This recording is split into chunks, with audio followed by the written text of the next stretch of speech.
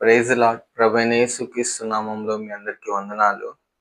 లూకా సువార్త 5వ అధ్యాయం 4-5 వచనాల్లో మనం చూసినట్లయితే ప్రభు పేతురుతో ఈ విధంగా మాట్లాడుతున్నాడు.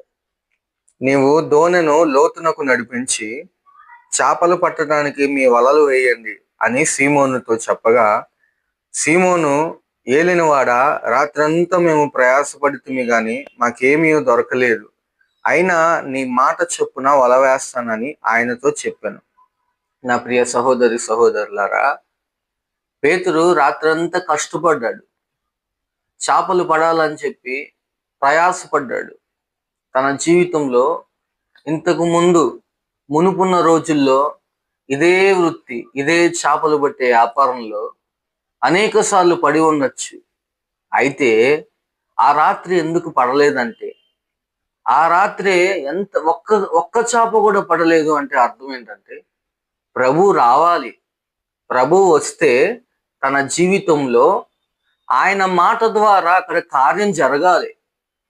అది చూసి పేతురు రక్షించబడి ప్రభువును వెంబడించాలి అనేది దేవుని యొక్క ఉద్దేశం. కాబట్టి తన జీవితంలో ఎందుకు ఆ రాత్రి నాకెందుకు ఈ శ్రమ ఎదురైంది అని పేతురు అనుకోలేదులే, కానీ దేవుడు రావాలి అన్నాడు. ఆయన మాట చొప్పున వల వేశాడు.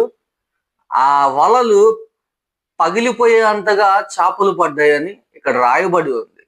మీ జీవితంలో కూడా దేవుడు ఏమంటున్నాడంటే, మేము ఇంతకు ముందు రోజుల్లో మేము బాగానే ఉండేవాళ్ళం, మా సంపద, మా ఉద్యోగాలు, మా వ్యాపారాలు, మా వెనకాల బ్యాక్గ్రౌండ్ బాగుండేది అని మీరు అనుకుంటూ ఈరోజు అన్ని కోల్పోయారేమో ఏదైనా పరిస్థితి వలన. ఎవరినైనా మనుషులను నమ్ముకొని నువ్వు మోసపోయి అన్ని కోల్పోయిన స్థితిలో ఈరోజు ఉన్నావని నిన్ను ఎవరు పలకరించేవారు లేరు అనుకుంటున్నాడేమో. అయితే దేవుడు ఏమంటున్నాడంటే, నేనున్నాను నిన్ను పలకరించేవాడిని. నేను వచ్చేదాకా నువ్వు నిజంగా నా మీద ఆశ పెట్టుకొని కనుక ఉండగలిగితే నా మాట చొప్పున నీ జీవితంలో కార్యం జరిగింది. కాబట్టి నా మాట మీద నిరీక్షణ